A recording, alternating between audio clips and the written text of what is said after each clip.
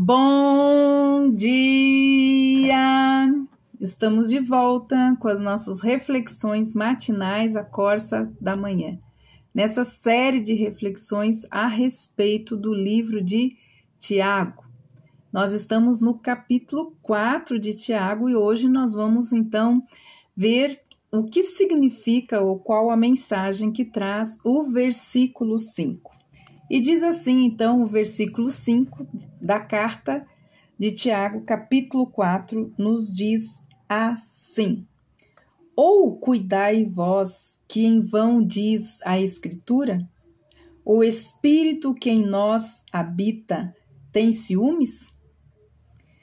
Antes da maior graça, portanto, diz, Deus resiste aos soberbos, porém dá graça aos humildes. Aqui é importante a gente entender que Tiago ele já vem falando sobre o adultério espiritual, sobre os adúlteros ou as adúlteras, referindo-se então à infidelidade da congregação, né, a Deus. O egocentrismo também imperava naquele tempo e é computado então, como nós vimos, uma inimizade, ou seja, uma imposição ou uma oposição contra Deus. Então, a expressão, o Espírito que em nós habita tem ciúmes, contrapõe-se com certeza aqui aos deleites, como diz lá no versículo 1, que em nossos membros guerreiam, demonstrando então aqui a diferença de uma vida que está cheia do Espírito Santo e uma que está escravizada por seus desejos egoístas. E logo então ele entra falando que Deus ele dá maior graça àquele que é humilde, mas ele resiste àqueles que são soberbos. O que significa esse antes dar maior graça? Vimos aqui então nesses versículos anteriores que a natureza, né, a velha natureza perversa do cristão, ela tende a ser então idólatra e adúltera, ou seja, infiel contra o seu Deus. Aqui nós descobrimos que nós precisamos vencer, mas nós não vencemos pela nossa própria força, mas nós vencemos pela graça de Deus. É a graça de Deus que nos dá força quando necessário para que possamos vencer as nossas guerras, as nossas lutas, às vezes, contra o nosso próprio eu, contra o nosso próprio coração. Então, aqui ele fala, Deus promete, como nós vemos, né, dar maior graça aos humildes, aqueles que se submetem à autoridade, ao poder e à palavra de Deus. Então, aqui ele traz lá em Deuteronômio, capítulo 33, versículo 25, também reforça esta promessa de Deus dando maior graça. E diz assim, a tua força será como os teus dias. Ou seja, quantos forem os nossos dias aqui na terra, mais força então nós teremos dele. Então, para que a gente entenda, Tiago está aqui, para que a gente entenda que Deus concede graça, e não é pouca não, ele concede graça abundante conforme a nossa necessidade, certo? Então Tiago ele vai e cita um texto de Provérbios, capítulo 3, versículo 34, que nos diz assim,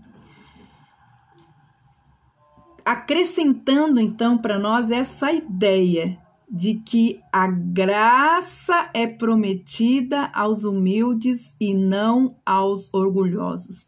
Deus resiste aos soberbos, mas não pode resistir a um espírito quebrantado, um espírito humilde, um espírito rendido em total contrição e dependência dele.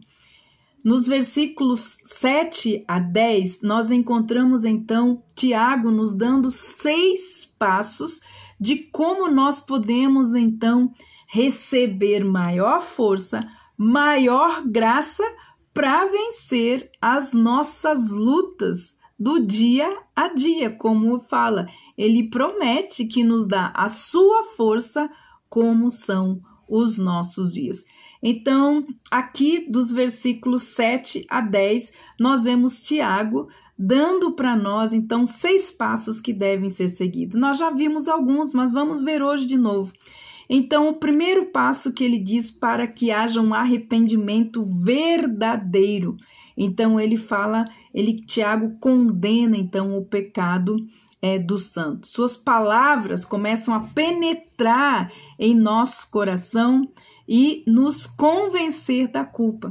Então, é importante nós percebermos que Deus fala conosco e Deus está falando conosco por meio desta carta. Sua palavra, ela nos leva à contrição. Mas o que nós devemos fazer? Certo?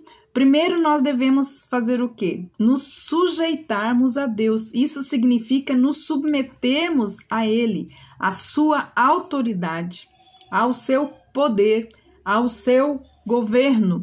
É estarmos prontos para ouvi-lo, mas também para obedecê-lo. Precisamos ser maleáveis, precisamos ter coração contrito, devemos não ser orgulhosos e nem obstinados, porque a graça de Deus, ela é derramada no coração dos humildes e daqueles que têm também um coração quebrantado. Então, fechar os ouvidos e o coração para as Escrituras é nós darmos, então, espaço para o inimigo entrar. Então, a única forma que nós temos de resistir ao diabo é nós nos submetendo a Deus. Então, fechando os nossos ouvidos, fechando o nosso coração para as sugestões, as tentações e usarmos sempre as Escrituras como a espada do Espírito, né? Se resistirmos ao diabo, ele fugirá de nós. No versículo 8, ele fala que a outra coisa, além do arrependimento, né, que nós devemos ter, nos submetendo à autoridade de Deus, à soberania de Deus, nós devemos nos chegar a Ele, e a forma de nós chegarmos a Ele é por meio da oração. Nós devemos nos colocar diante dEle, né, com súplicas, com fé, e expressando tudo aquilo que nós queremos, aquilo que está em nosso coração. Então, ao nós nos aproximarmos dele, nós veremos que ele se chegará a nós. Então, nós devemos nos submeter, mas nós também devemos nos achegar a ele, e então ele não nos resistirá, mas ele se chegará a nós. Pensávamos então, muitas vezes, né, como que nós podemos nos achegar a ele? Nós nos achegamos a ele quando nós nos arrependemos, quando nós recebemos o perdão, e por meio do perdão, nós recebemos restauração para estar na sua presença. Ele fala, olha, chegai-vos a ele. E o quarto passo que ele fala é descrito, purificai as mãos, ó pecadores, vós que sois de ânimo dobre, limpai o coração. As mãos aqui se referem ao quê? Se referem às nossas ações, e ao coração. Quando se refere limpar o coração, aos nossos maus desejos, né? E às motivações erradas, nós devemos limpar. Então, nós devemos purificar as nossas mãos, limpando, né, as nossas mãos e o coração, confessando e abandonando os pecados, né, por ação e também aqueles internos que muitas vezes nós guardamos como pecados de estimação. Como pecadores, né? Nós precisamos confessar a Deus os nossos atos perversos e não podemos ser pessoas de ânimo doble ou motivos conflitantes, né? Nós devemos ter um só pensamento. A confissão, como vemos também, deve ser acompanhado de tristeza profunda pelo pecado e não apenas remorso, porque aquele que realmente se arrepende, ele peca, mas ele não volta mais a pecar. Jesus falava, vai e não peques mais. Jesus falava sobre o arrependimento. Então, ele fala ainda mais, afligi-vos e lamentai e chorai, e convertei o vosso riso em pranto e a vossa alegria em tristeza. Então, aqui ele está mostrando realmente como é um profundo arrependimento, e não apenas um remorso. Então, o momento em que Deus nos convence do pecado, não é para a leviandade, ao contrário, é o momento de nós nos prostrarmos diante de Deus, lamentarmos as nossas misérias, lamentarmos a nossa pecaminosidade, né? E confessarmos a nossa impotência, a nossa frieza, às vezes a nossa dureza do nosso coração.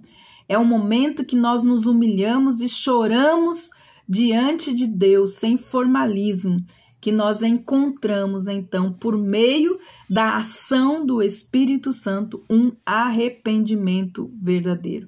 E, por fim, ele fala, então, que nós precisamos nos humilhar na presença do Senhor, nos colocarmos sinceramente aos pés de Deus, nos rendermos a Ele. Em nosso devido lugar, em devido tempo, pode ter certeza que Ele nos exaltará. Então, nós devemos responder ao Senhor quando Ele nos mostra o nosso pecado. Nós devemos entrar, então, mudar as nossas atitudes. Primeiro, assumir, confessar, falar com Deus, nos derramar, pedir perdão, e nós precisamos deixar. Então, não endureça o seu coração. Isso é importante, o nosso coração, né? A importância de nós chegarmos diante do Senhor humildes, com coração humilde, um coração quebrantado, para que o Senhor, então, possa se achegar a nós. Amanhã nós daremos, então, continuidade a este texto maravilhoso. Que Deus abençoe você e até amanhã com as nossas reflexões matinais, a Corsa da Manhã.